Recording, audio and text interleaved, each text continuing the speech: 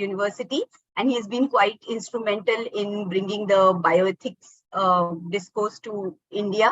So I'm going to now invite Amar to please introduce to us FMES as well as the awards, the thinking behind it, and how it has been going. Over to you, Amar. Oh, thank you, and good afternoon to everybody. Well, I think the first thing that I have to do is to congratulate all the three winners of the award. And it's not so easy, in the field of mental health to make a remarkable work in India. I mean, mental health has been such a neglected field so far. And it's so good to see that you are there and you have pioneered something there. So I'm very, very happy that we could find you, the selection committee could find you, and I'm able to see your faces, and I hope with this gesture in coming time, the mental health field will flourish, and there'll be a lot of more remarkable work put in. So I'm really very, very happy to have you. And I must thank all the selection committee members who must have worked very hard to really get the right kind of people to get this award. This award started in 2018 when we were organizing World Congress of Bioethics. And at that time, one of our senior member, Dr. Sunil Pandya, who is a neurosurgeon, and he was the head of Department of Neurosurgery in late 1980s when I met him first time. And it has a direct history with the Forum for Medical Ethics Society. The different kind of people coming from different streams, like say people like me who was in trade union, who was with the women's movement, with the NGO movement and human rights movement. And then there were people like Dr. Sanjay Nagral, who was a leading member of the junior doctors, and he also was associated with the labor movement and even with the Shahid Hospital and other, and Dr. Santosh Karmakar and Yash Lokhandwala, all of them, young doctors who were junior doctors and all. So, and then there were Dr. Anil Pilgaonkar, who was a very well-known consumer activist and all. So the people from different walks of life, plus people like Dr. Sunil Pandya, who were struggling within the profession to do something ethical, with their patients. A group of those doctors, all of them came together. And it's not only doctors, also non-doctors who were involved in medical friend circle. And these are the people who came together, So this was the Sunil Pandya whose office became our center point. It was he who wrote an email saying that every NBC you are facilitating somebody who help, FMES and IJME to survive. And we used to do facilitation of those people who contributed in bioethics. But we never went beyond bioethics, looking outside, seeing that those who really made major contribution, and we should find them, because we are too much in ourselves, So his thing said that start an award. And there all India teams helped us out, saying that yes, she will make an effort, and that's how the entire award was put together. And the first one was given in 2018 when we organized World Congress of Bioethics in St. John's Medical College. So this was the background. As I said that in late 1980s, all those doctors who were dissatisfied as well as activists in the health field, they all came together, and in early 90s, we contested elections of the Maharashtra Medical Council, thinking that we must fight and reform the profession. But we found so much of corruption there and the rigging of the elections and all kind of stuff. So we said, okay, we require a long-term strategy. It can't be changed overnight, by just going and conquering medical council is not going to be sufficient, because we have to work with the entire profession and the patients and everybody, the entire society, and their outlook must change, and we must bring ethical issues everywhere in the forefront. That's how a small journal, which as a newsletter started in 1993, and it became India Journal of Medical Ethics, which is indexed and peer reviewed and all that you can see. And this history is there given, so I don't want to repeat it. But the Forum for Medical Ethics has people who are members from different parts. It's a society, it's a non-profit, and it is running a journal. So we are not running journal for the profit. We don't charge for publishing, which is open access. Normally, authors pay in the open access. We don't charge that. And everybody can get everything free of charge. So only the way we can get something is by having a subscription for the print issue. Otherwise, we don't get any revenue out of the journal. So we continuously go around begging for money and cajoling people to get something to us. But so far we have survived. And I think it is also one of the reasons why we had to work hard. And if you work hard, you always, remain much above other people, and you can do much better work. So this is how it has happened. And this is how the FMES has evolved over the times. So as we went ahead, we also added training programs in our kitty. So we do ethics training, clinical ethics, research ethics, public health ethics, and all. Where Sunita, once she took over the leadership, she has consolidated it very well under the institution called HIL. So these are the new things that have come up. We also undertake research consultancy with different organizations. So by earning little money by active members of the society, we are able to subsidize the work of the different activities which we are carrying out, where there may not be any kind of revenues at all. So that way, FMES has a long history. Formal history starts from 1992, but this started much earlier, around 1980, 88, 89, when we were fighting, on the issue of corruption in medical profession, and the profession which was opposing Consumer Protection Act, and we stuck our neck out saying that we will support consumers and not the doctor. So we became very unpopular, and we still remain unpopular within the profession because we raise ethical issues. This is where we are, and I hope all of you who have now seen us, and we have seen you, from the mental health field, and there'll be great fusion of understanding of ethics, not just in the public health and physical health of all kind, but also mental health and other aspects.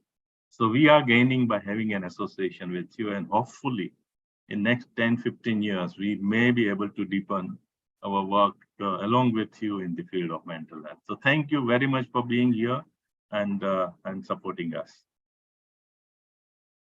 Thank you, Amar, for that piece of the history, because subsequent generations sometimes don't even know how the entire work was built. And it is a collaboration between not only medical doctors, but public health experts, non-profit actors, activists, researchers, scholars. So all of you are welcome to join into the movement. Now I would like to invite Sandhya Srinivasan, who has also been a long associate of both FMES and IJME. She was the executive editor of the Indian Journal of Medical Ethics from 1998 to 2011. So she has seen an important part of the journey. She's also currently the consulting editor with IJME. She has been a freelance journalist, a researcher since 1986. And she's also currently the consulting editor for InfoChange News and Features. I would like to invite her to please tell us more about the Indian Journal of Medical Ethics and its journey. Over to you, Sandhya. So Amita, Sandhya just texted, and I think you are busy introducing her. She has a little bit of issue both with audio and video. Okay. So I suggest if Amar would like to add a little bit more about IJME, if he would like to, otherwise then we can invite Vijay Lakshmi to introduce BAM. Yes, that would work very well, I think, since Sandhya cannot join in. Amar, would you like to fill in, please, for the journal as well?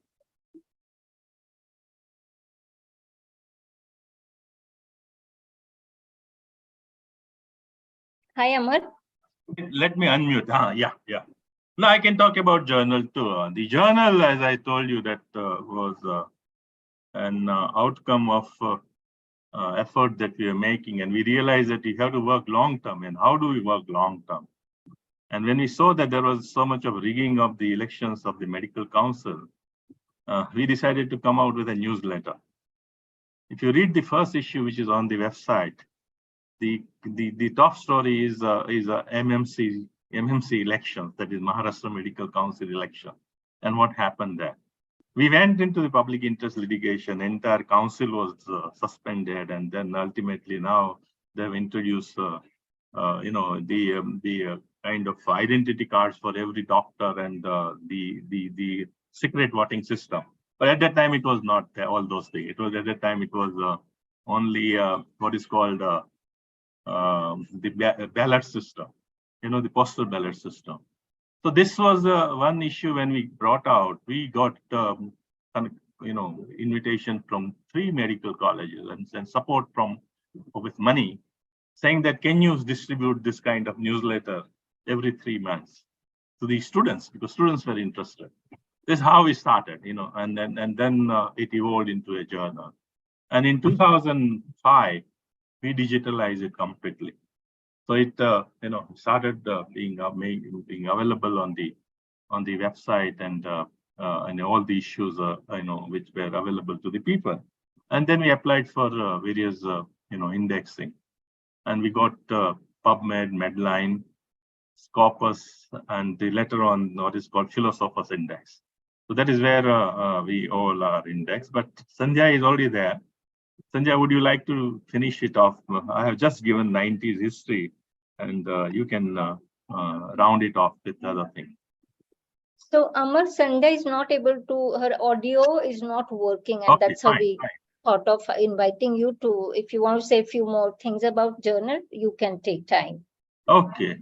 Yeah. So I think the cutoff period was 2004 and 5, when the journal really had a strong presence on the internet, and the people started coming there. And we also started National Bioethics Conference in 2005.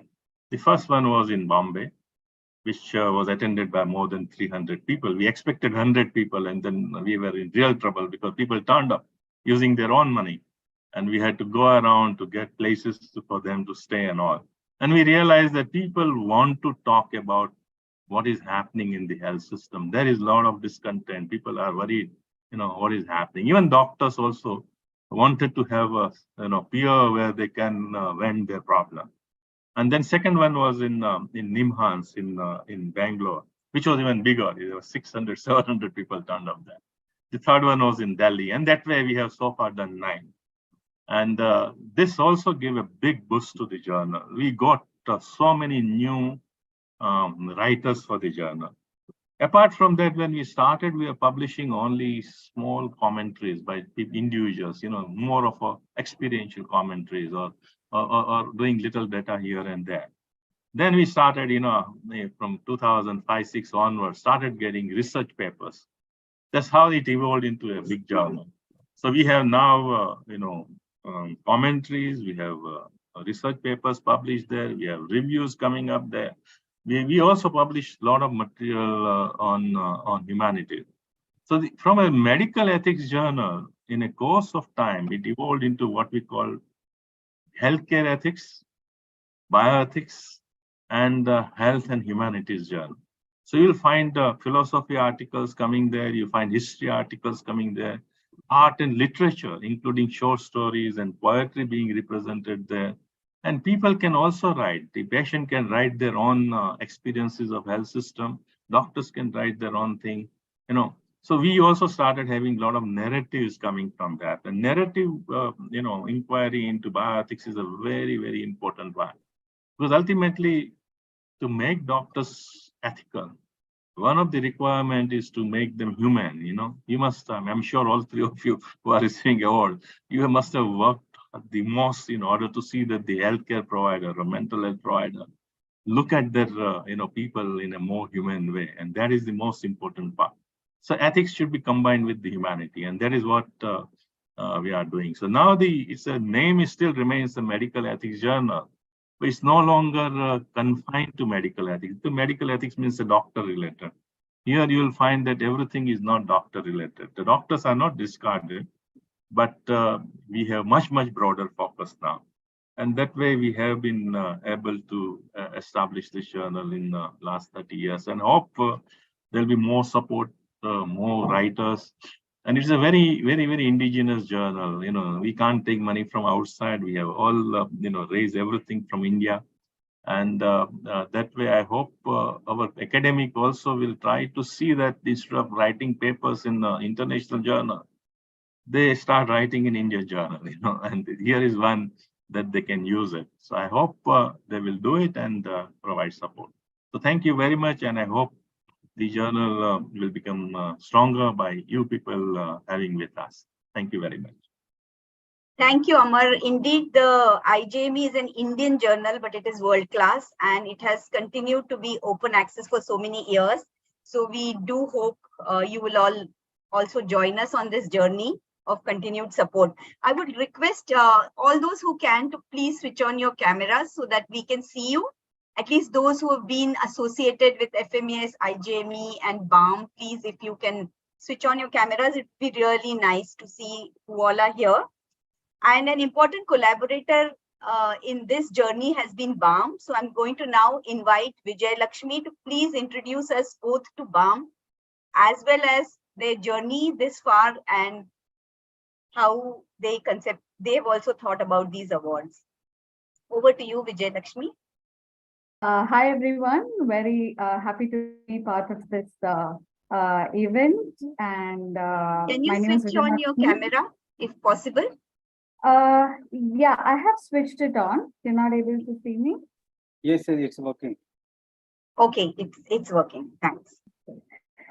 All right. So let me start with my parent concern first, the Banyan. So we're now 3 decades old into this field of mental health, and the impact that we've created is equally humongous. And so that's one of the leading reasons why we have BAM today as well.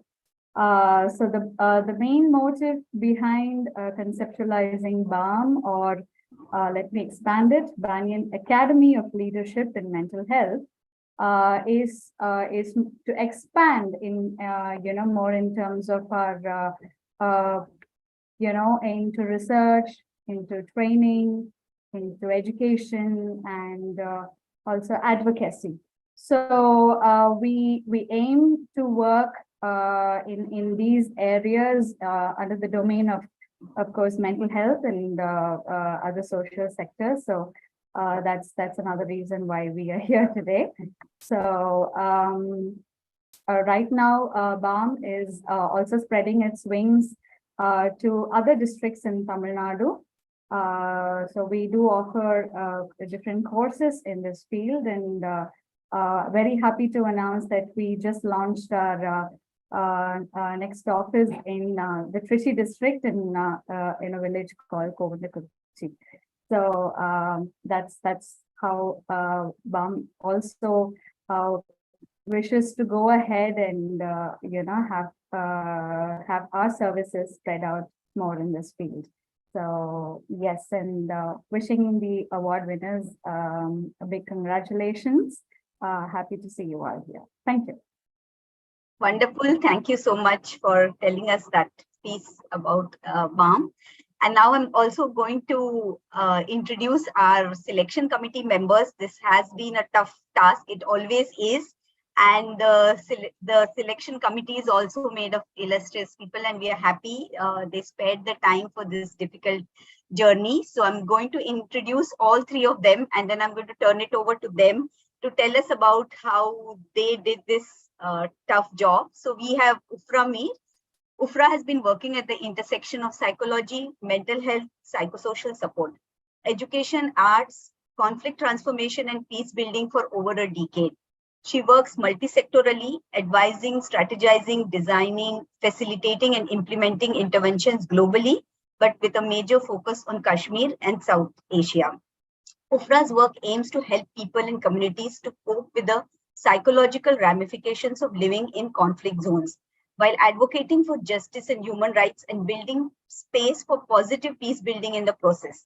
As a frontline practitioner, advisor, and global expert in her field, she also influences policy level changes on these intersections with UN and other agencies.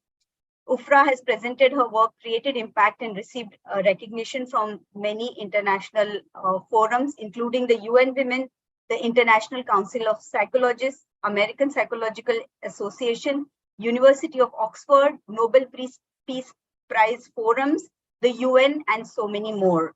So happy to have you here, Ufra. I'm also going to now introduce Deepa. Deepa Pawar is the founder, director of Anubhuti Trust, an anti-caste intersectional feminist organization working to build grassroots leadership towards a more just, equitable and democratic society. She started working with the youth at the age of 14. As a fellow of the Collective Impact Partnership and a goalkeeper of the Youth Action Accelerator, her initiatives for safe higher education spaces and for youth mental health have been recognized internationally. She has done pioneering work with the NT-DNT communities in Maharashtra. Based on her lived experiences, she has coined the concept of mental justice to respond to the wider social justice aspects of mental health faced by marginalized communities. She's also a Sexual and Reproductive Health Matters Fellow in the mentoring program on rights and evidence-based knowledge creation, carrying out the first woman-led research on sexual and reproductive health rights with NT-DNT women. So we are very happy to have you here, Deepa. And then we also have Harsh Mandar, who again needs no introduction, but I'm going to try. So he's, of course, a human rights and peace worker, writer, columnist, researcher, and teacher. He works with survivors of mass violence, hunger, homelessness, persons on the streets, and street children. From the autumn of 2017, he established and led the important national initiative, Karwa-e-Mohabbat, literally the caravan of love. This tries to counter rising hate and fear in the country, but not with hate, instead with love and solidarity. The Karwa visits the families of those who lost loved ones to hate, violence, and lynching for atonement, solidarity, healing, conscience, and justice, and to promote goodwill and trust between communities. And we really need so much of that in these days. He's also the chairperson of the Center for Equity Studies, Delhi, where he founded, convenes, and edits the annual India Exclusion Reports. So I'm going to now turn it over to all of them. But I think Ufra first to tell us more about how you went through this journey of deciding on the awards.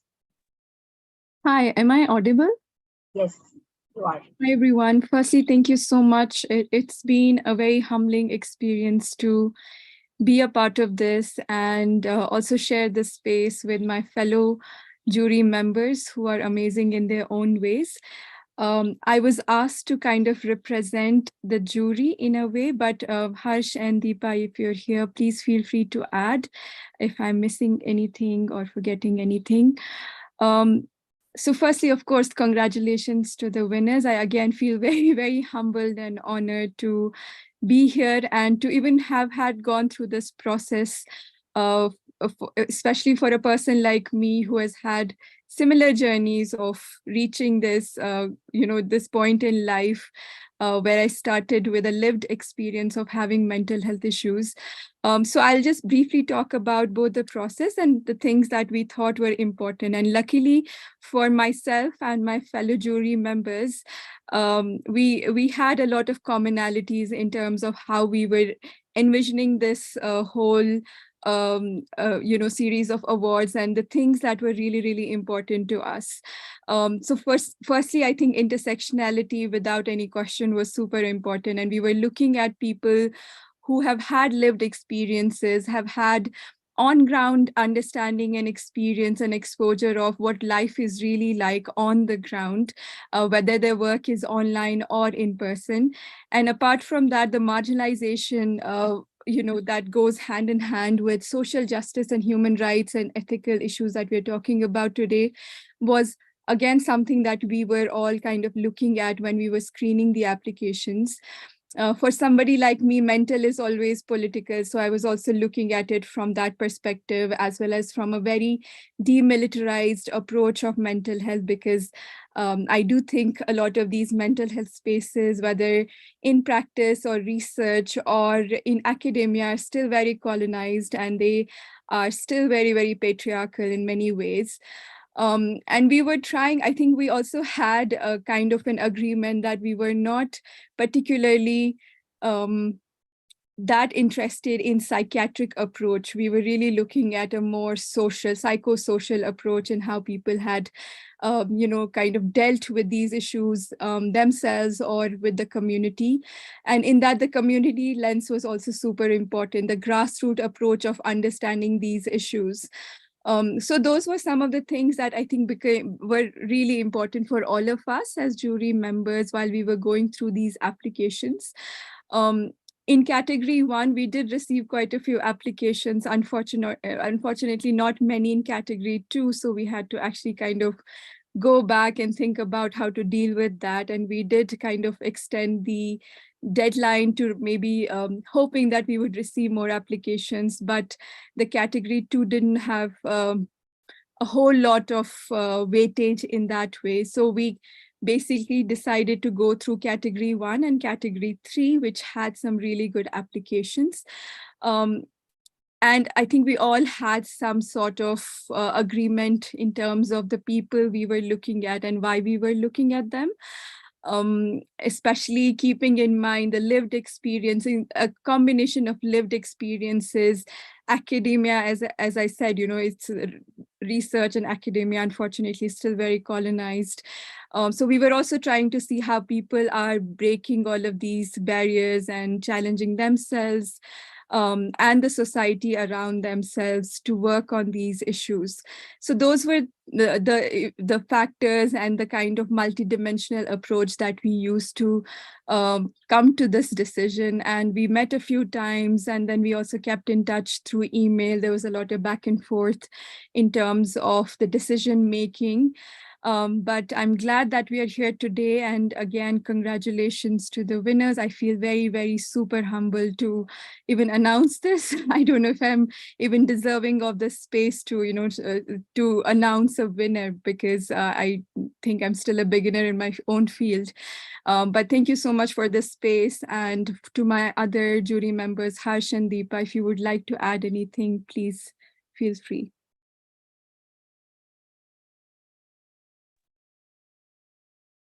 Please. Perfect presentation, Ofra. I am okay with this.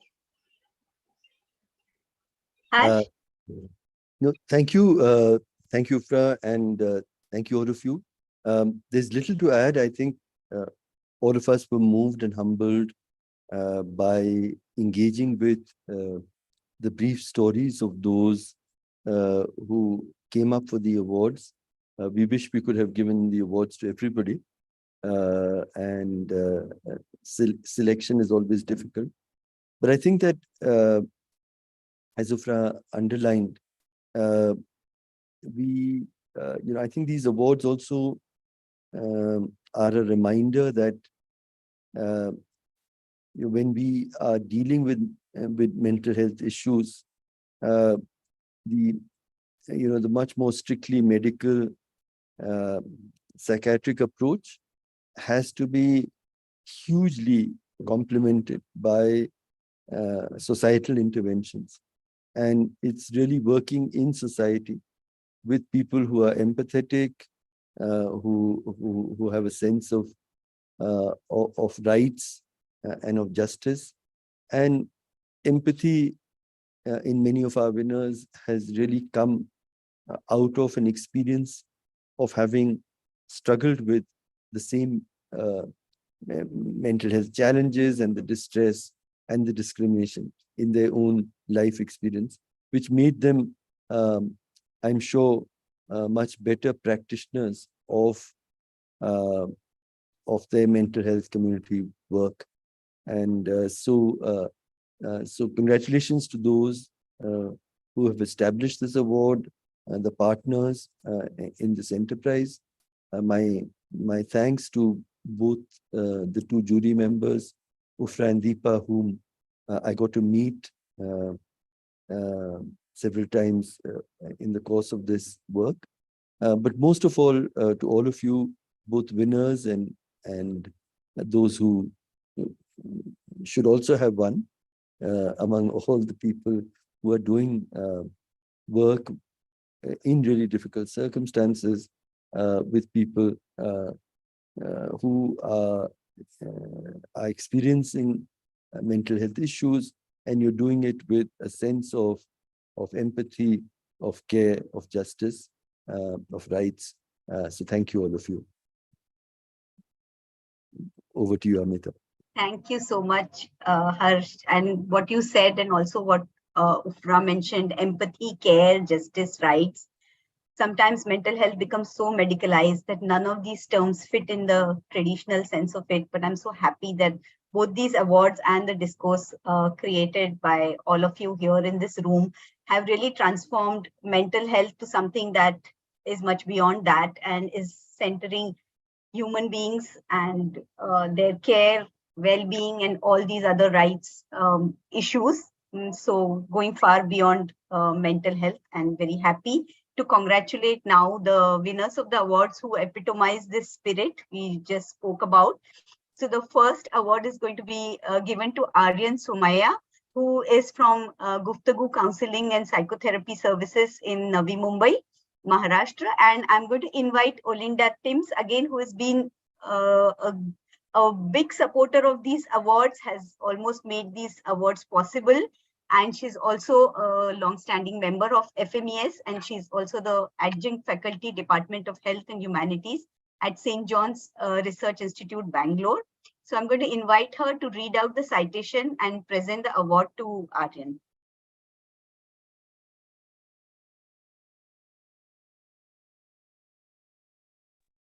Over to you. Thank you, Amita. It is my pleasure to read out the citation for the winner in category 1, which is for advocates and champions foregrounding lived experiences and contributing to ethical practices for rights-based mental health care. The winner in this category is Aryan Somaya, and I'm happy to read out from the citation awarded to him. Aryan Somaya is a psychotherapist, co-creator of queer affirmative counseling practices, and co-founder of Guftagu Counseling and Psychotherapy. He works mainly with trans and queer clients, as he knows from personal experience of the yawning gap between lived experiences and professional expertise, and seeks to bridge it. His clients include trans men, trans women, non-binary persons, gender fluid, bisexual men, women, and many more. Some of the issues he has dealt with when working with clients are violence and difficulties at natal homes, intimate partner violence, challenges of minor trans persons, and difficulties with family, relationship issues with peers, isolation, loneliness, developmental issues, neurodivergence, and caste-based violence. Aryan has worked on a range of projects to bolster support for the trans community. He has worked with trans persons staying in shelter homes run by Urja Trust, and is in talks for an association with trans shelter homes established by the government, Garima Graha, for free counseling services. He is currently conducting a research project in collaboration with Tata Institute of Social Sciences, Mumbai, on documenting mental health practice with transgender and gender non-conforming clients in India. He has co-authored a paper on transcending traditional ideas of therapy, working with trans clients in urban India. This has been included in a special issue on coming out of the dark, emerging discourse on queer affirmative mental health practice in India of the Indian Journal of Social Work. Ethical practice for him includes charging heavily discounted fees and delayed payment for those in need, facilitating support groups, sharing of resources for social, legal, and medical transition, and networking with other NGOs for care and crisis interventions. As a professional, Aryan has come a long way from event manager to psychotherapist and community builder. The group collaborates with a network of mental health practitioners like Muslim therapists, queer-friendly psychiatrists, and gynecologists. We are glad to honor Aryan Somaya with the FMES-IJME Ethics Award for 22-23 in the category 1 for outstanding contribution to ethical practices and improving access to mental health care for marginalized communities. Please David, join today me in and congratulating. you can unmute or you can use the clap function. Please join me in Congratulations. congratulating Aryan Somaya. Yeah. Many congratulations, Aryan. Everyone is showing their appreciation. Now, I would request you to please tell us your thoughts, your journey in life. First, I need to just, I mean, I'm just overwhelmed for even be selected, because I'm sure the kind of work that I'm listening from all of you, like I'm seeing big people here, like I'm nothing. I mean, it's just been like 4 years to 5 years of my practice. Actually, I don't know how to even start this, and I was thinking, like I'm on my SOS to just deal with this. It's big for me to be appreciated by such an such valuable journal and ethical committee. So I'm just very grateful for that. My mom is here, and she doesn't understand English, so I tell it in Hindi. Mummy, this is for you. She's gone through a lot for me to be here today. बहुत कुछ देखा है mummy ने. She's almost lived very dark life. So I want to thank her. My You can sister. speak in Hindi and English mixed. That's also fine. Yeah. And my sister, she's also here. And my partner, Sadaf, who's also here, who has seen me beyond my wounds. And I feel I get a lot of energy to just see myself and my clients more than just what society is doing them to them from Sadaf. And a very good friend of mine, sister like Ashita, who's also here, and brother like friend Kedar, who's also here. So I'm very happy that they are all here. And this, I don't think I would have made this journey if they were not there. And to get appreciated as a trans person, I think it's big. I don't even know. I mean, I was just messaging Sadaf before this. I don't know if I even deserve this appreciation. You know, when she nominated me, I was just like, कर तो nominate देखेंगे. I mean, हम तो बच्चे हैं, कुछ तो at least I'll know what it is and how this is. So, and then hearing from you, it was unbelievable. I know so many times Mahendra ji has coordinated, ye bhej do, wo bhej do. And I'm like, why am I so important also? Like, why does it even matter? You know, first, like those thoughts that you live with on being on the margin, you know, so it was, it's just very heartwarming, you know. And then I, like my another mother, like my therapist, Preetha, I would also want to thank her, because the kind of work that she's been doing with me and I'm doing with her has also helped me to be more empathetic and ethical in my own practices. So yeah, and my team, my research team, one of the members of the research team is here, Pratna, and other people, KP, Neeraj, Mohan. Like I want to thank all of them, because they are the ones who will sit with me and listen to my non-stop venting on why research people don't take lived experiences as valid experiences. So I think they are the ones who listen to me and make me feel like, okay, we will take lived experiences also, not only everything from the books. So I think I have always believed and always vouched for without lived experiences, the knowledge circle is incomplete. And I'm just so glad to hear that there's some recognition for people like us who are average, who are not gold medalists, who do nothing with books, with examinations, but just live life and learn as life throws different kind of things on them and try to make some kind of, you know, some kind of, I don't know, I mean, some kind of cloud out of it, or say some magic out of it. So I am I'm extremely grateful. I mean, I can't stop my tears. I'm shivering. Thank you so much for making this feel so validated. So yeah, thank you so much.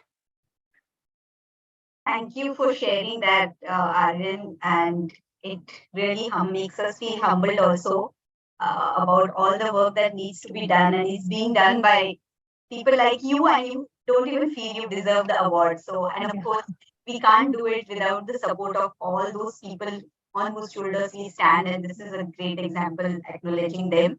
So, thank you so much.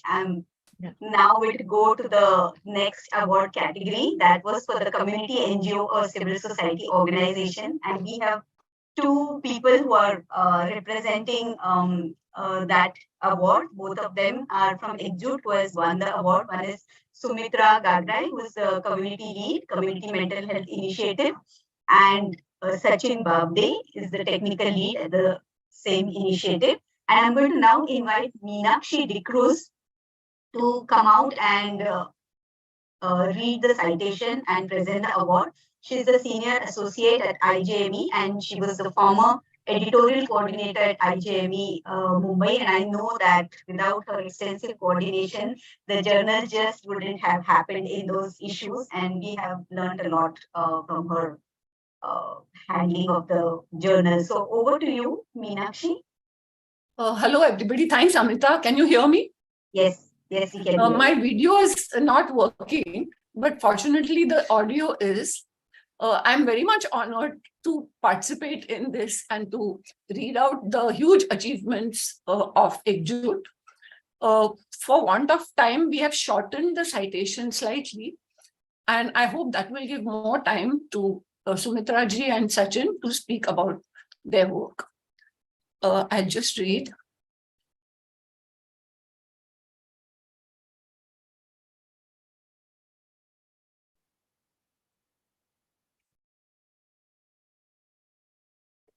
Exjute is a civil one. Just one second.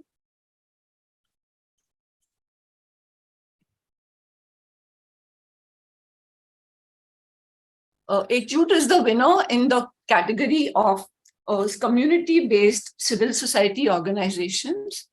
It has been working for over 20 years with marginalized and tribal communities like the Ho tribes, scheduled caste and scheduled tribe members in some of India's most underserved areas.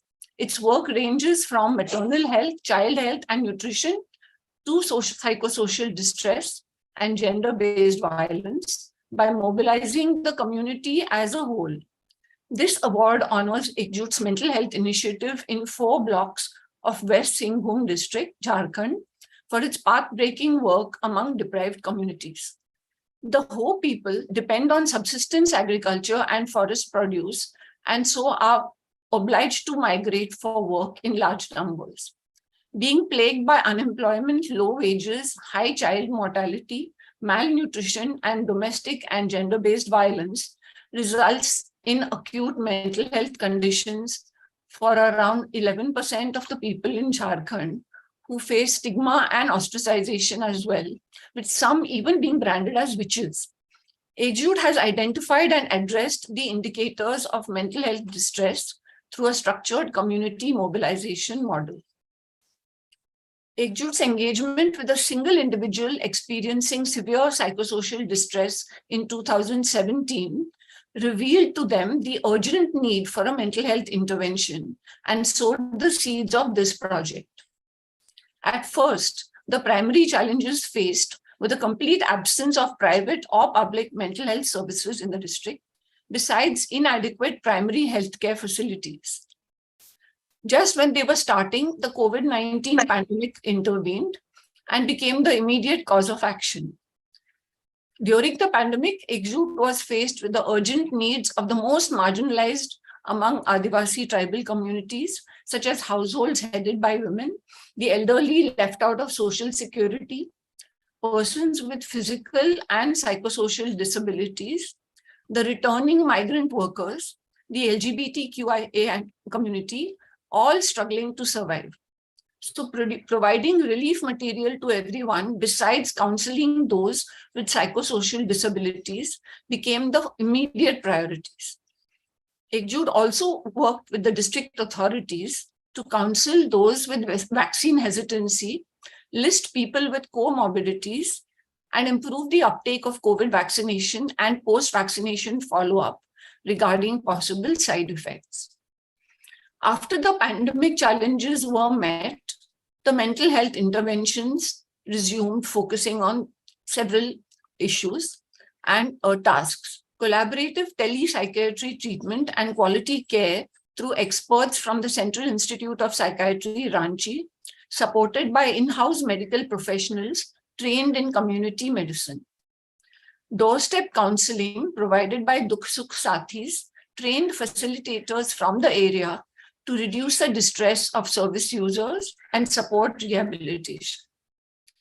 Conducting monthly group meetings of service users to build their confidence and support treatment adherence. Adapting Ekjut's earlier participatory learning and action plan, which had been very successful in reducing neonate mortality and postpartum depression, to raise awareness and address the social determinants of mental health problems. Volunteers with lived experience would share their stories with the sufferers to raise awareness and reduce stigma and violence.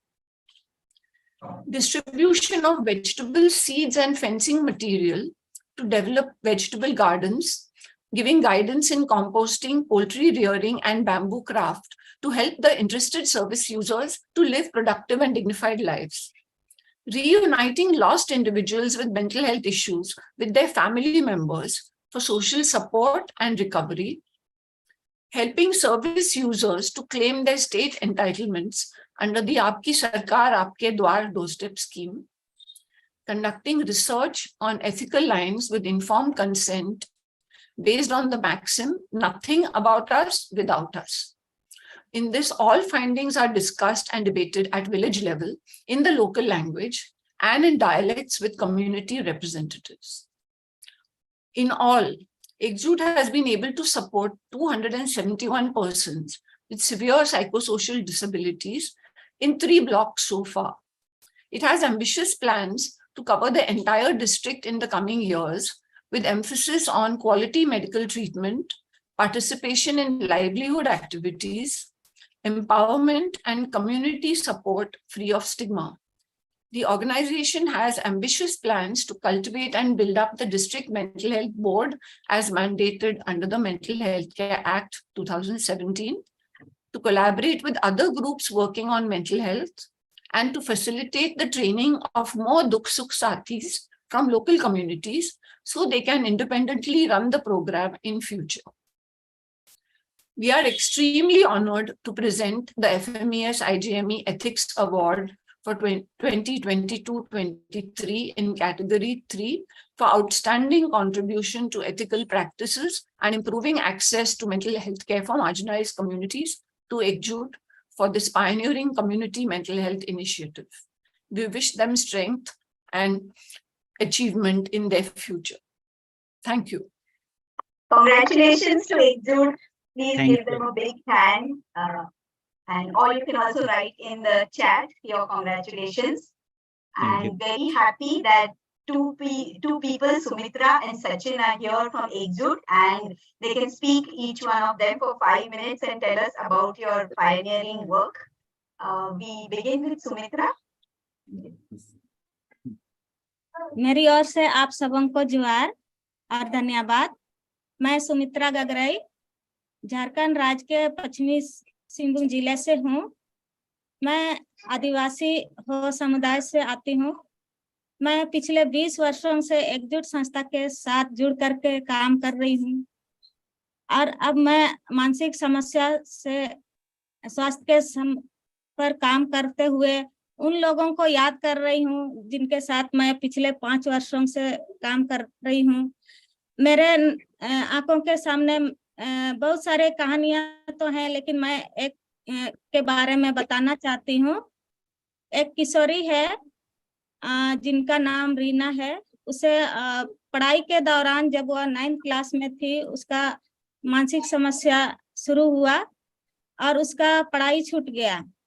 घर में उनके परिवार के लोग उनको बांध के रखते थे, उनको काफी दिक्कत होती थी।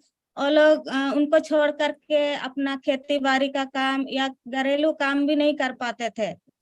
और पड़ोस के लोग भी उनको डाइन बुलाते थे, डाइन बन रही है, इस तरह का बोलते थे।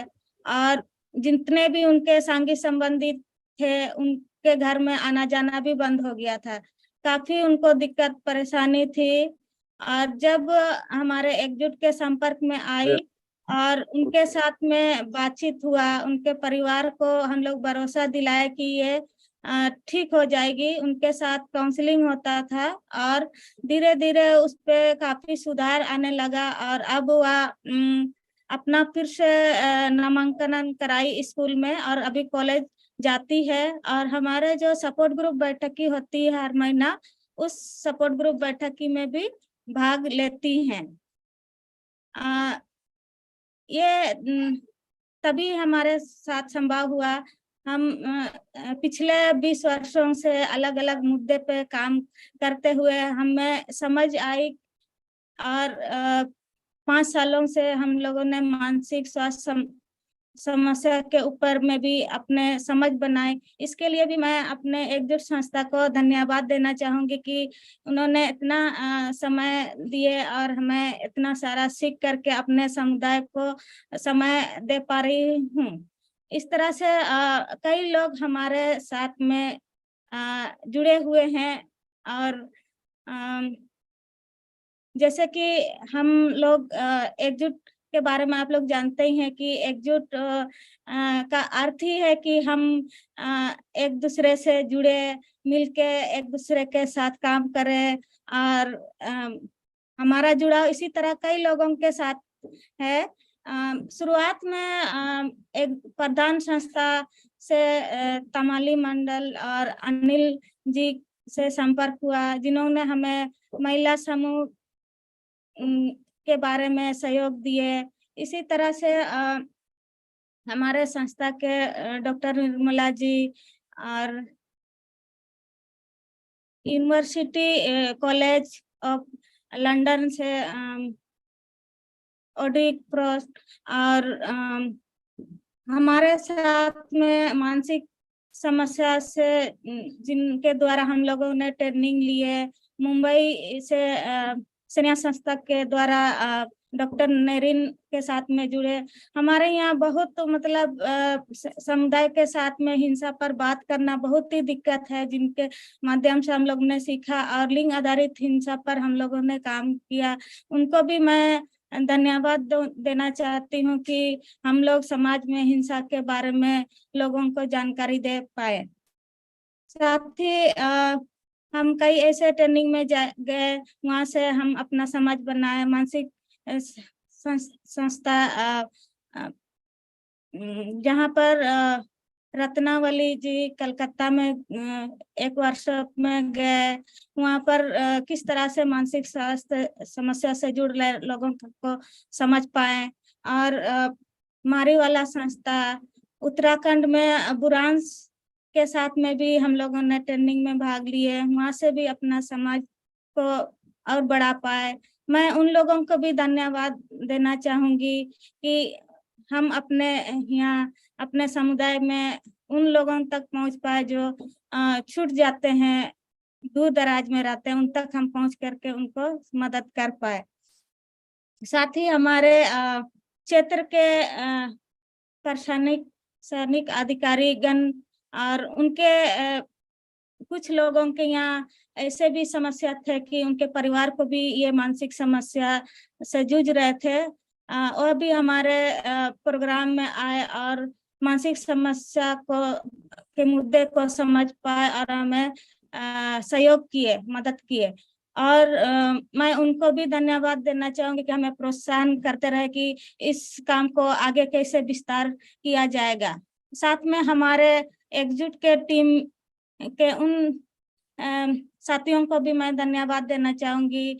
हमारे टीम में नितमा लमा, मुन्नी बोदरा, शांतिवाला समर, सवित्री बांड्रा, सुरेश पूर्ति, सुभश्री दी, रेवती दी और विनीत भैया, उन लोग भी हमारे सपोर्ट ग्रुप बैठक की और सोशल कॉन्टेक्ट प्रोग्राम में हमारे सहयोग करते रहे।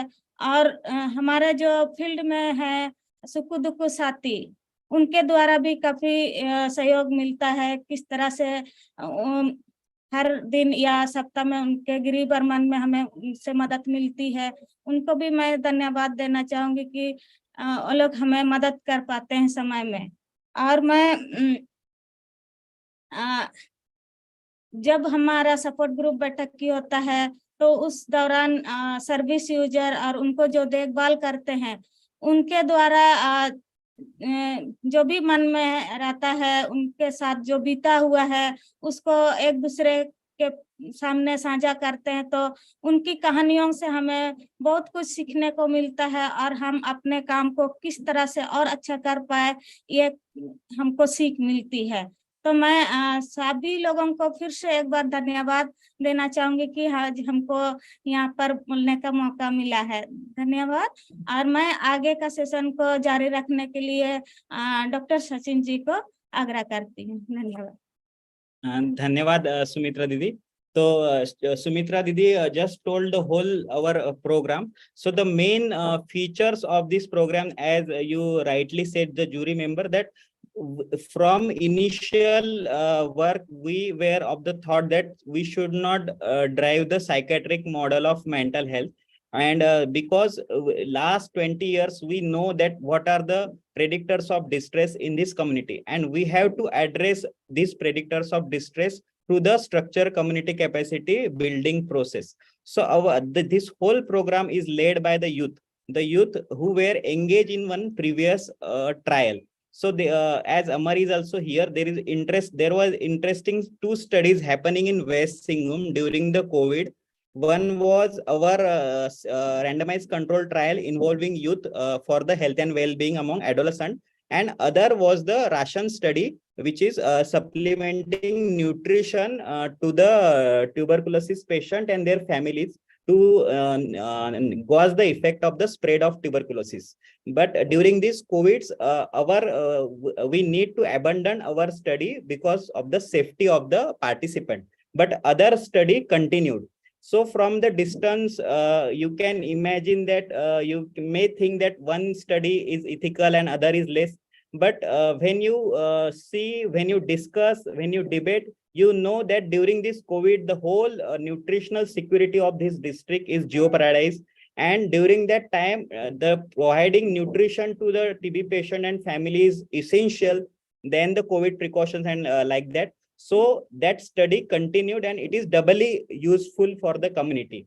And when our study was abandoned, the youth facilitators from the study actively helped the senior community members in the community during this COVID outbreaks and vaccination program.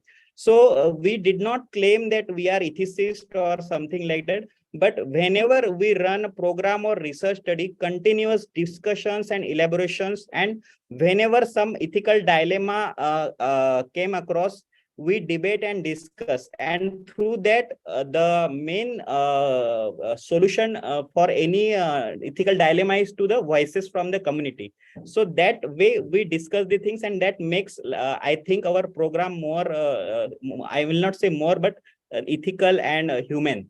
So in this whole our community based interventions, so there are 4-5 factors which are important. One is it is a completely youth led initiative.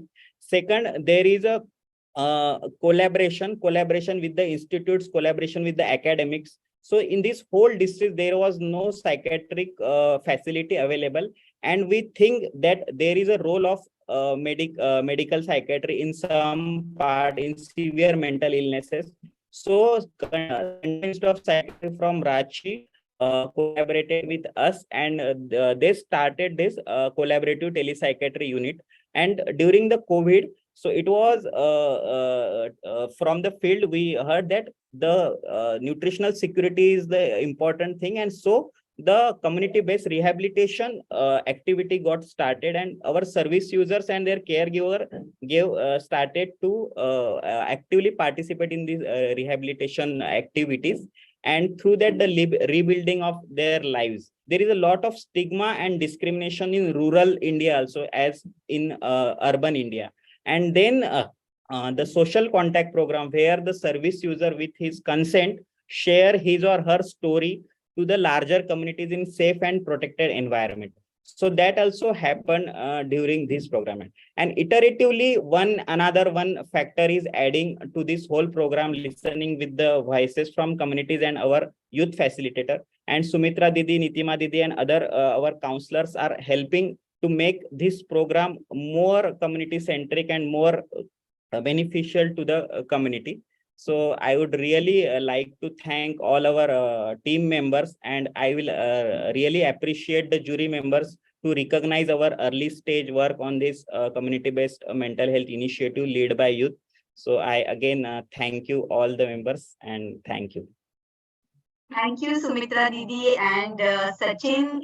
Especially ये सारे मुद्दे सामने लाने के लिए एक तो हिंसा और मानसिक स्वास्थ्य का कनेक्शन, फिर महिला हिंसा, डायन प्रथा और मानसिक स्वास्थ्य का जो कनेक्शन है, और दूर दराज के गांव में जो बिल्कुल साइकेट्रिक हेल्थ, मानसिक स्वास्थ्य का कुछ भी अवेलेबल नहीं है, उस परिस्थिति में काम करना, and also community based models, because now there is a lot of critique of the psychiatric model, but still we don't have enough models about दूसरी तरीके से कैसे किया जाए ये काम, and breaking hierarchies and having youth in the leadership. So there are a lot of commendable aspects to this work, and towards the end we are going to have the opportunity to ask questions to everybody. So now I'm going to go to the final award that we have, and that category is for advocates, champions, foregrounding lived experiences and contributing to ethical practices for rights-based mental health care. Unfortunately, Sudarshan Kotai, who is from the Department of Humanities and Social Sciences, IIT Palakkad, Kerala, who has got the award, was not able to join us, but we still would like to know and read his citation. So I'm now going to request Ria Fernandez. Ria is the editorial coordinator and consultant with IJME. And I would like to invite her to please read the citation for the award and tell us more about this work. Thank you, Dr. Batre. I would like to begin by congratulating the earlier two well-deserving awardees. And I'm honored to read out the citation for Dr. Sudarshan Kottai, who is being presented with the Award of Appreciation under Category 1, Advocates and Champions Foregrounding Lived Experiences and Contributing to Ethical Practices for Rights-Based Mental Health Care. Dr. Sudarshan Kottai is an assistant professor at the Department of Humanities and Social Sciences, Indian Institute of Technology, Palakkad, Kerala.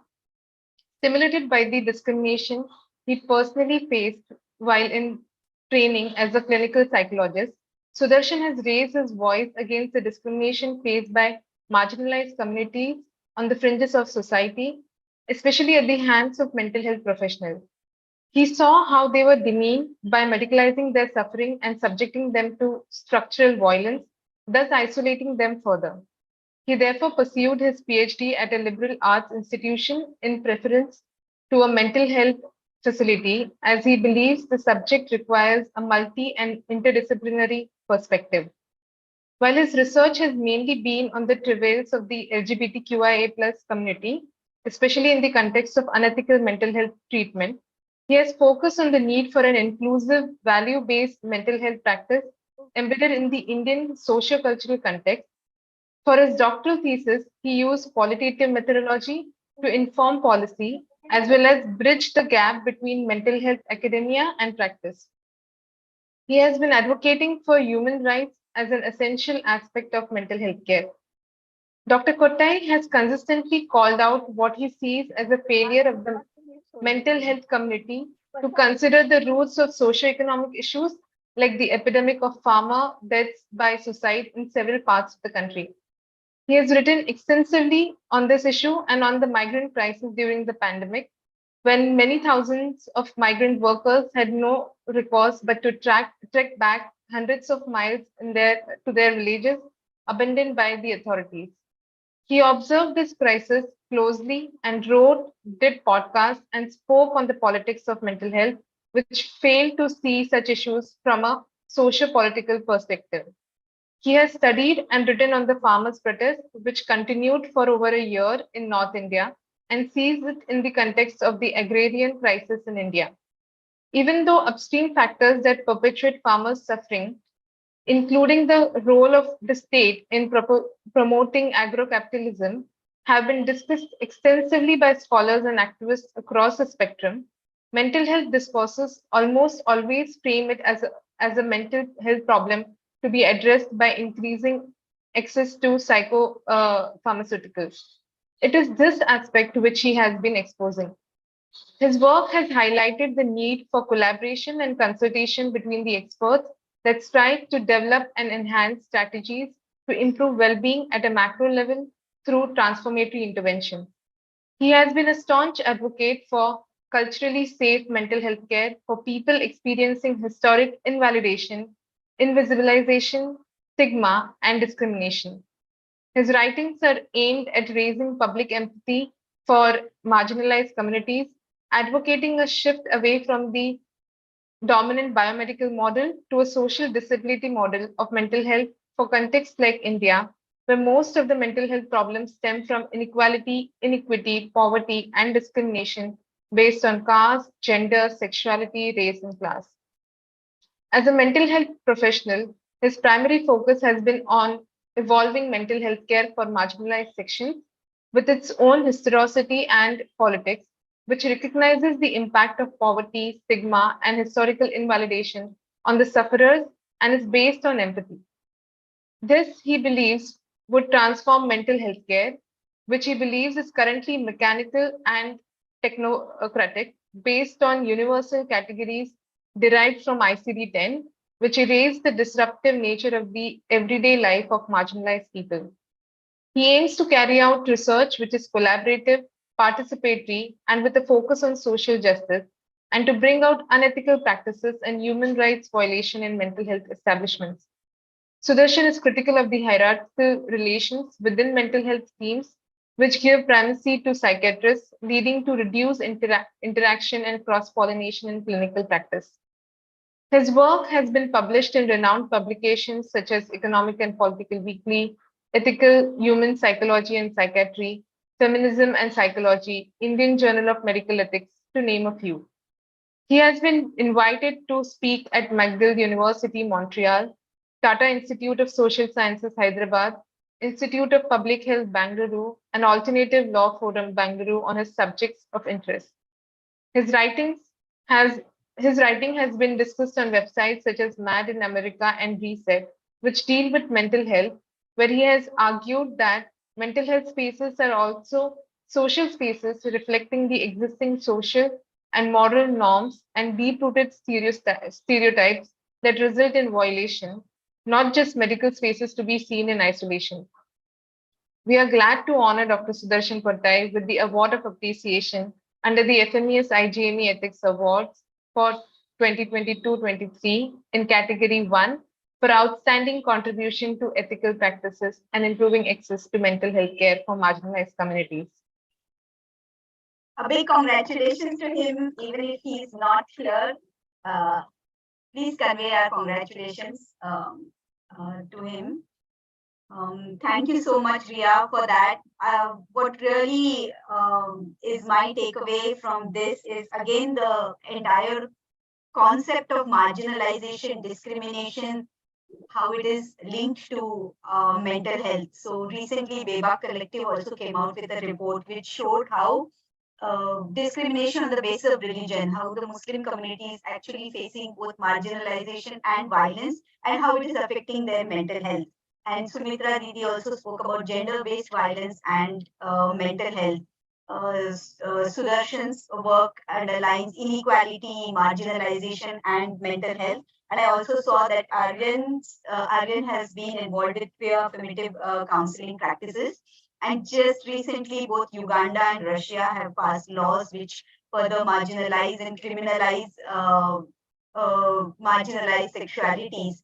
So here we have, now have come full circle about how it is really social issues and a lot of issues of discrimination, marginalization, which are causing mental health issues in today's world, and how we really need robust community-based solutions for it, and how we need to do much beyond medicalization, and we need a lot of awareness. We need for people to even understand that these issues can cause long-standing mental health problems. And I'm so indebted and humbled by the work of our awardees, because they have kind of put in their own time and effort to make these linkages clear to everybody here, and they continue their work. I take this opportunity to open up this space so that you can ask questions. आप हिंदी में, English में, दोनों में भी questions पूछ सकते हैं, और chat में भी अपना question लिख सकते हैं. We'll see if you have a particular person you want it to be addressed to. Please go ahead and do that. Raise your hand and I will call you out. We don't get an opportunity to speak and discuss these issues, so I'm also happy that this opportunity has come up. Anybody would like to?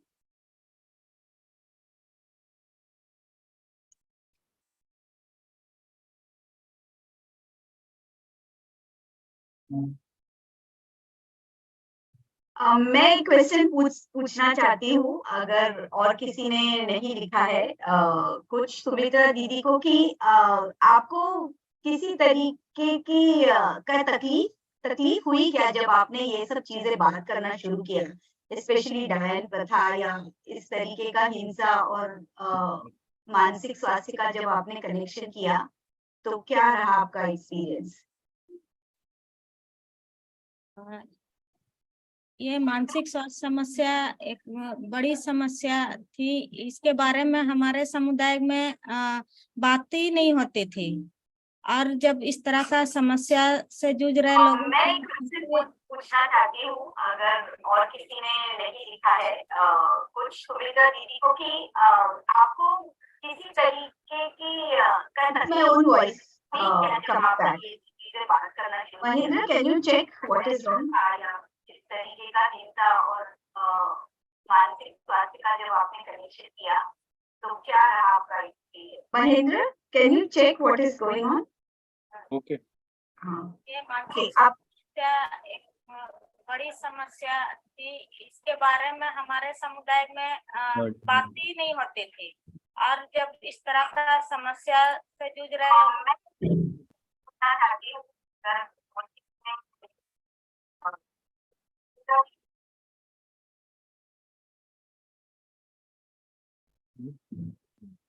ये तो समस्या जो है ये पूजा पाठ से ही ठीक होगी, या बोलते हैं कि उनके परिवार में पहले से इस तरह का समस्या था, इसलिए उनको अभी ये समस्या हुआ, या तो उन्होंने कोई पूजा या मन्नत को अच्छा से पूजा नहीं किए, पूरा नहीं कर पाए, इसलिए उनको ये समस्या हुआ।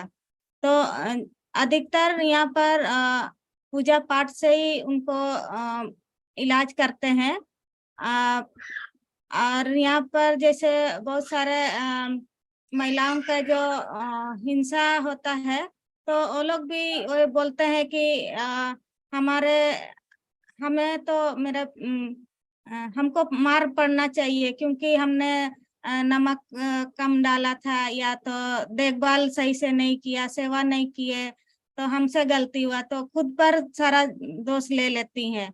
और कुछ भी चीजों में उनको बोला जाता है तो घर की बात है बोल करके, जो भी समस्या है या उनको तकलीफ है, चिंता है या तनाव है, तो किसी से बातचीत नहीं करती है। उनको लगता है कि अगर हम अपना परिवार की बात को हम बाहर रखेंगे, बाहर के लोगों को बताएंगे, तो घर का चूल्हा बाहर ले जा रही, इस तरह से लोग हमको बोलेंगे, लोग हम ही को दोष देंगे, तो अपना चीजों में ही जूझते रहती है अंदर अंदर, और किसी को बोल नहीं पाती है। इस तरह का भी है।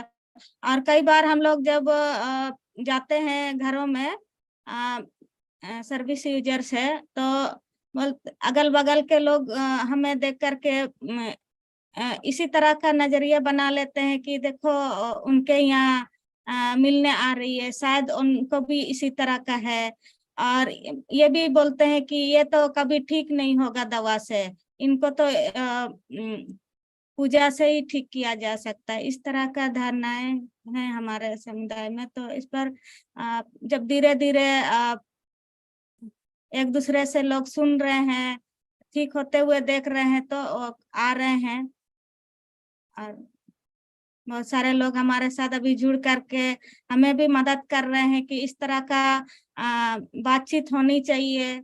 जो गांव के ग्रामीण प्रधान जो है उनके द्वारा, और जो अधिकारी हैं, पंचायत प्रतिनिधियां हैं, उन लोग भी हमारा सपोर्ट ग्रुप बैठक में आते हैं, तो उन लोग भी बोलते हैं कि इस तरह की चर्चाएं होनी चाहिए। तो हम लोगों को भी लगता है ये हम धीरे धीरे बढ़ाना चाहिए। थैंक यू सुमित्रा दीदी, आपका कहना ठीक है। हम सबको भी ये इस काम के बारे में ज्यादा जानकारी होने की जरूरत है। Anybody else? Even a comment if you have on everything that we heard.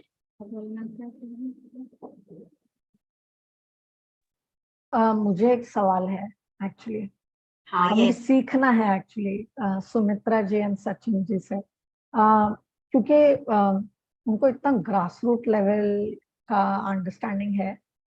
मैं तो फिर भी थोड़ा सेमी अर्बन और अर्बन पॉपुलेशन के साथ ज्यादा काम करता हूँ। ग्रास रूट में उतना लोग मुझे रीच आउट नहीं करते अभी, मतलब 10% मुश्किल से होते होंगे। तो मुझे पूछना था कि जैसे जैसे अगर अर्बन पॉपुलेशन है, उनके पास कुछ रिसोर्सेस पहले से हैं, कुछ समाधान वगैरह सिस्टेमिक वो हम लोगों के पास होते हैं, बट जैसे ही मैं गांव के लोगों को देखता हूँ जो ट्रांस और क्वियर लोग हैं, उनके पास वो बेसिक नॉलेज भी नहीं होता है अनफॉर्चुनेटली। तो मुझे ऐसा लगता है कि वहाँ अगर बात करनी है तो कैसे शुरू करना चाहिए, क्योंकि मुझे कोई एक्सपीरियंस नहीं है। मैं तो मुंबई में रहता हूँ और गांव वगैरह में मेरा कोई गांव वगैरह है नहीं। तो अगर मुझे वहां शुरू करना है तो क्या मुझे अपने मन में रख के वो शुरू कर, कैसे मतलब डिजाइन करना चाहिए? गांव में अगर काम करना है। सुमित्रा और सचिन आप दोनों बात कर सकते हैं। हाँ, मेरा आर्यन है कि मतलब मैं भी शहर में पला बड़ा हूँ, लेकिन मैं काम कर रहा हूँ पिछले 12 साल से रूरल आदिवासी एरिया में। मैं खुद को अगर देखता हूँ कि मैं एज ए टेक्निकल पर्सन यहाँ हूँ। यहाँ सुमित्रा दीदी वॉइस है कम्युनिटी का, सुमित्रा दीदी जैसे और जो साथी है वो लोग है। और जो मतलब डिस्टिग्मेटाइजिंग बोलते हैं कि जो लैंग्वेज है मेंटल हेल्थ का, उसके बाद हमारे क्लिनिक जनरली पेड़ के नीचे भी होते हैं, गांव में सपोर्ट ग्रुप में होते हैं हमारे। जो मतलब मेरा काम सिर्फ शायद से वो जो दवा का जो है उसमें साइन करना है, क्योंकि लीगली मुझे साइन करना है। लेकिन जो मेजोरिटी कम्युनिकेशन है ये सब है सुख दुख साथी करते हैं, उनको ज्यादा पता है दवा कब लेना है, क्या लेना है, कैसे लेना है, सुख दुख का क्या बात करना है। तो वो ज्यादा कनेक्टेड होते हैं, जो उनका होम विजिट्स होता है तो ज्यादातर उन्हीं का रोल रहता है, सुमित्रा दीदी का रोल रहता है। तो अगर उन्हीं वही लोग मतलब करेंगे इसको लीड तो ज्यादा अच्छा है, यही है। और आप जो प्रोफेशनल लोग हैं शायद से उनको सिर्फ अपना रोल ध्यान में रखना चाहिए कि आपका रोल सीमित है, प्रोफेशनल रोल है। और ये थोड़ा सा है कि ये मेंटल हेल्थ और साइकेट्री आर टोटली डिफरेंट। और जो सोशल मतलब उनका आधार कार्ड बनवाना, उनका पेंशन बनवाना, राशन के लिए मदद करना, उनके साथ बाजार जाना, ये भी बहुत जरूरी है, जो हमारे सुख दुख साथी करते हैं। और इससे काफी अच्छा एक व्हाट्सएप एक बहुत अच्छा माध्यम बना है कि व्हाट्सएप के माध्यम से वो लिखते हैं कि आज हम इनके यहाँ गए थे, फिर यहाँ पे वो ये काम कर रही थी, हमारा ये बातचीत हुआ।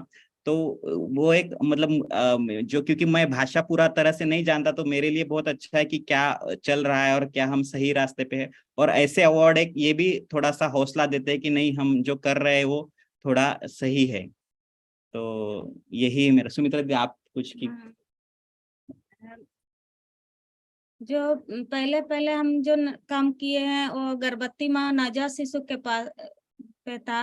तो जब मेंटल हेल्थ पे काम शुरू किए तो तो उतना मेरा भी समझ नहीं थी, लेकिन हम 2011 की बात याद करके लगता है कि काश हमारे संस्था भी पहले से मानसिक स्वास्थ्य में काम किए होता, क्योंकि उस दौरान मेरी बहन का भी ये समस्या था, मानसिक समस्या था, जिनको उसी तरह से हम लोगों ने इलाज किए जैसे हमारे समुदाय में हो रहा था, अन्य समुदाय में भी होता है। तो हम लोगों ने भी उनका पूजा पाठ, झाड़ फूक से ही इलाज करा रहे थे, जिनका इलाज के दौरान 2-3 महीना के बाद अपने से सुसाइड कर ली थी। तो तब हमको अब लगता है कि हमें काम करना चाहिए इस मुद्दे पे। हमें अब समझ है कि ये हो सकता है। तो हमारे अभी धीरे धीरे जब भी बात करते हैं तो हम लोगों को लग रहा है कि ये सिर्फ हमारा समस्या ही नहीं है, इसको छुपाने की जरूरत नहीं, ये बोलेंगे तो लोग हमारे साथ जुड़ेंगे। तो जब भी हम कोई गांव में जाते हैं तो उनसे और दूसरे गांव के उनके संबंधी उससे जुड़ते हैं, तो इस तरह से लोगों में जागरूक आ जा रहा है, तो लोग जुड़ रहे हैं, वो अपने बारे में खुल के बता रहे हैं, इसमें शर्म नहीं कर रहे हैं। पहले कि अगर हम ये बात बोलेंगे तो लोग हमको कैसे देखेंगे, तो जिनके साथ हम करेंगे अगर उनको हम मान सम्मान देंगे और उनको भी मौका देंगे, तो उन तरह से लोगों का भी हमको लेकर के उनके साथ आगे बढ़ना है। बिल्कुल। Thank you so much. Deepa, do you want to say something? Thank you.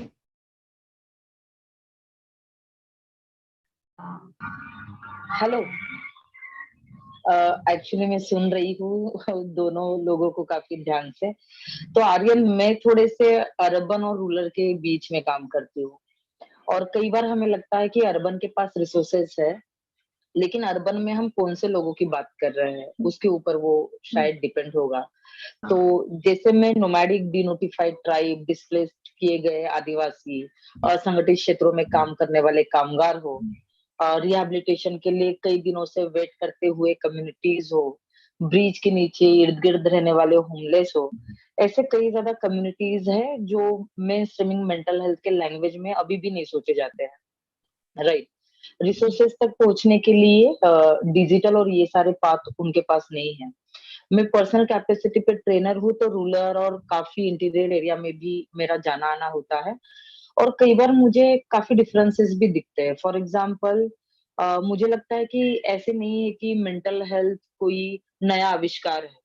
मुझे हमेशा हमेशा लगता है कि लोगों ने अपने कम्युनिटी वॉइस में मेंटल हेल्थ को रखा है, लेकिन मेन स्ट्रीम की लैंग्वेज इतनी जटिल है, वो इतनी ज्यादा स्ट्रक्चर्ड है, इतनी ज्यादा विद बाउंड्रीज है कि कई बार लोगों को उसको क्लेम करने में जो है वो तकलीफें होती है। तो ये पूरा प्रोसेस जब अवार्ड का रहा था, हमने कई सारे डिबेट किए कि हमारे पर्सपेक्टिव, हमारे अप्रोचेस, हमारे बिलीफ सिस्टम मेंटल हेल्थ को देखने की कि कौन से फ्रेमवर्क में हम मेंटल हेल्थ को देखते हैं।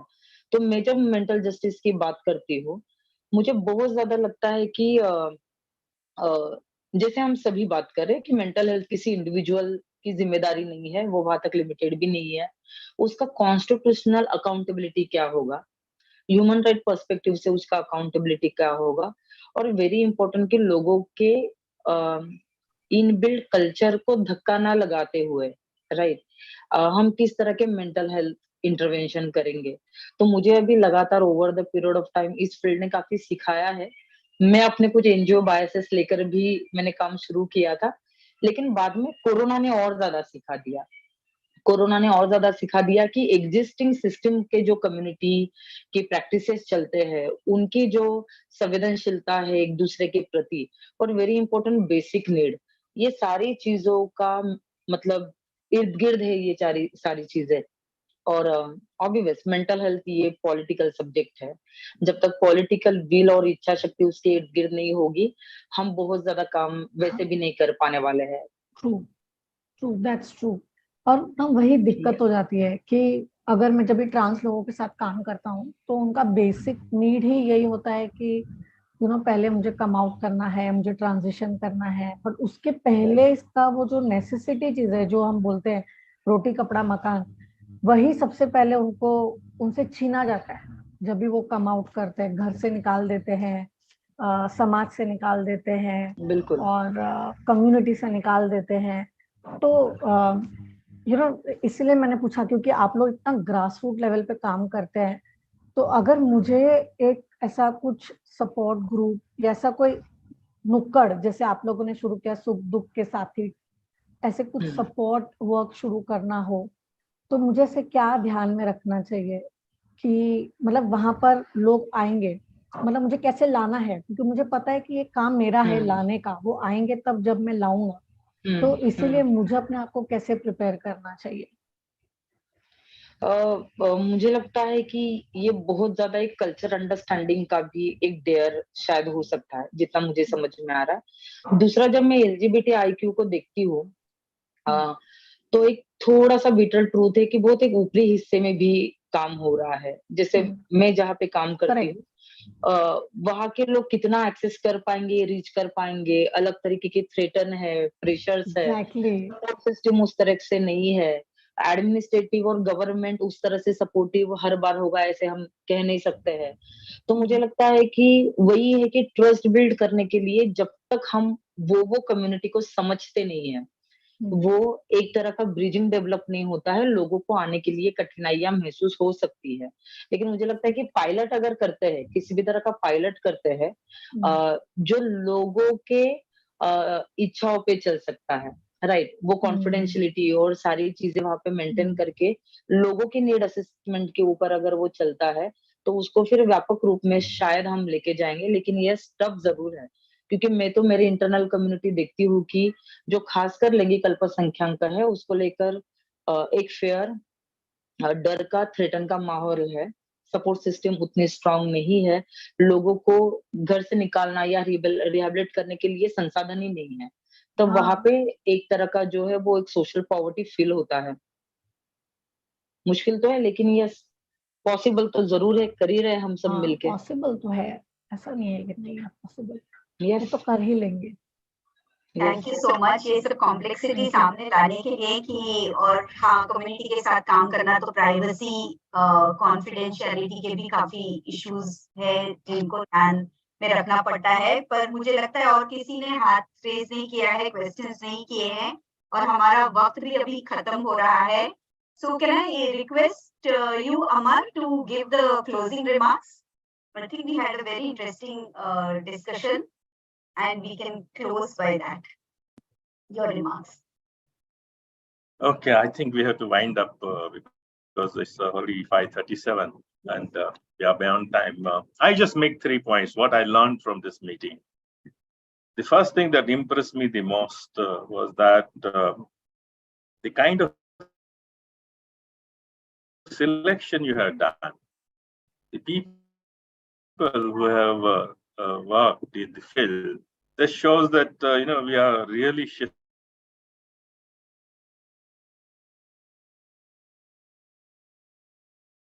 I think Amar has some connection issues.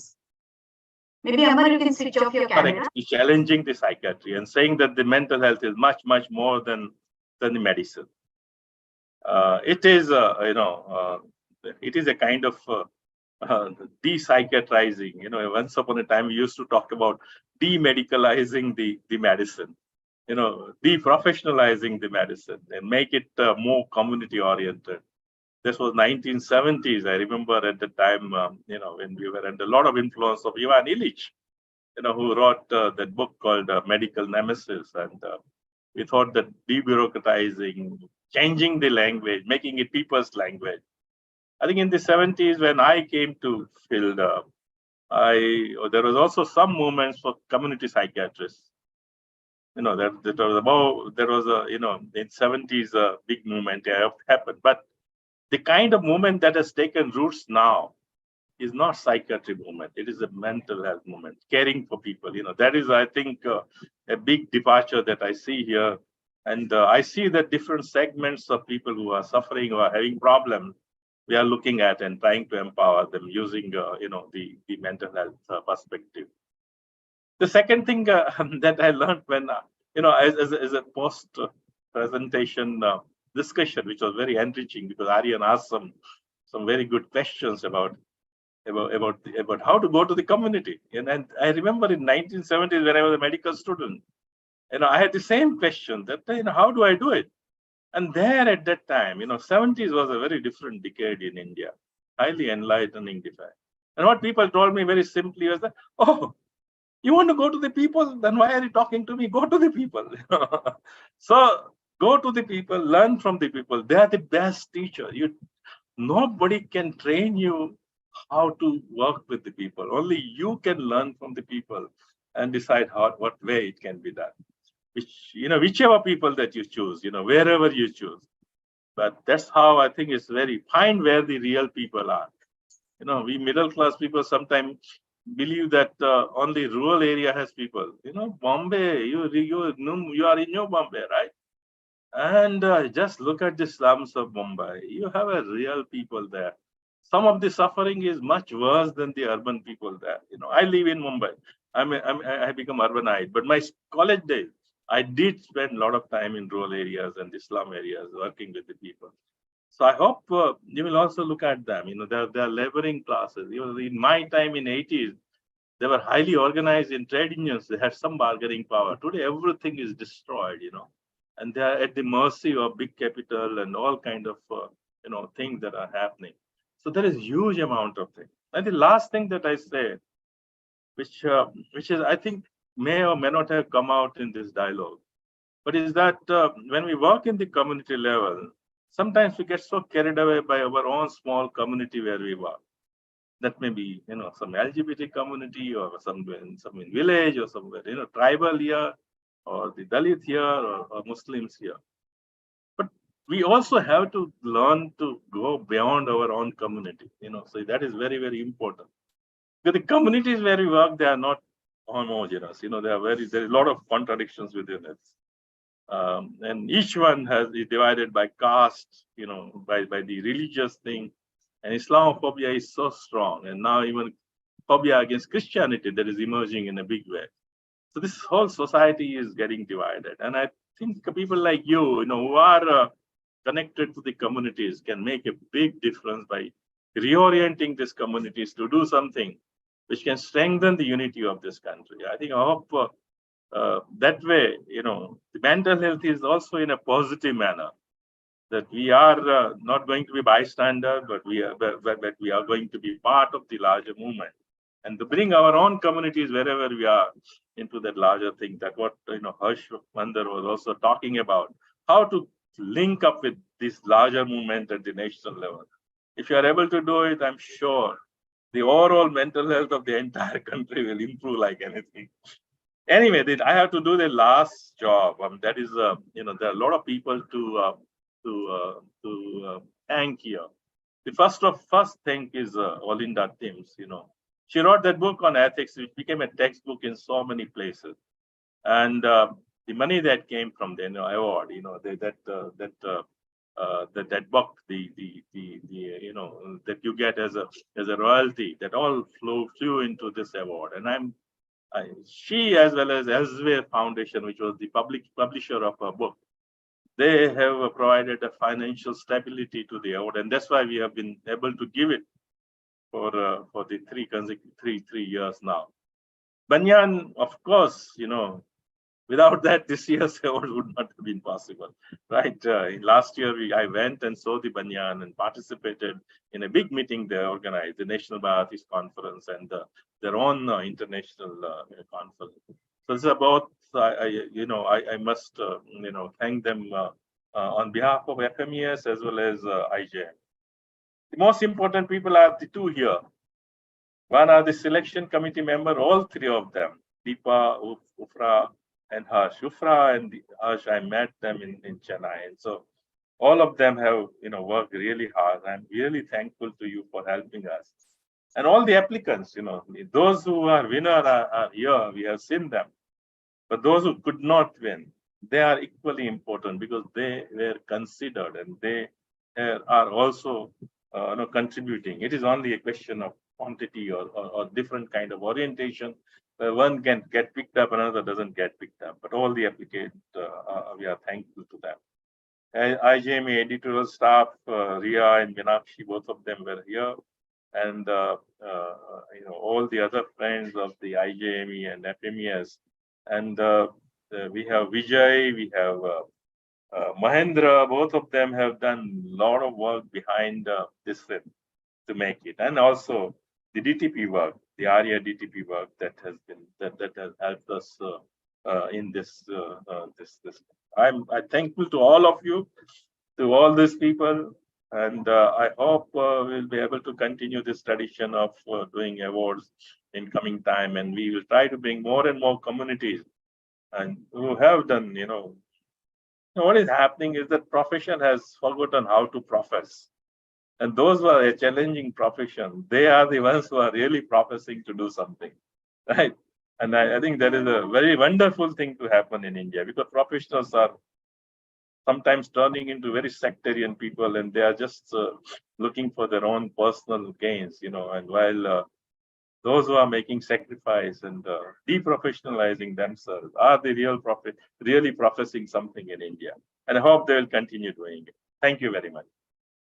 Thank you, Amar. And with that, I'd just like to add one more name of Sunita Bandewar, who actually is also the General Secretary of FMES and who put together this event, brought us all together. So thanks to all of them for making this a wonderful moment for all of us. Thank you so much. Thank you. Okay, thanks. Everything has good thing has to come to an end, and that's all. Thank you very much to everybody. Thank See you. Bye bye. We'll keep in touch. Aryan, you are in Bombay. I'm going to meet you someday. We are going to meet. I'll drop my email address here. I have your email address. Oh, you I'll have, write to you. Yeah, sure. Okay. Thank Great. you. Bye. Thank you. After TISS, I'm meeting you again. Solid.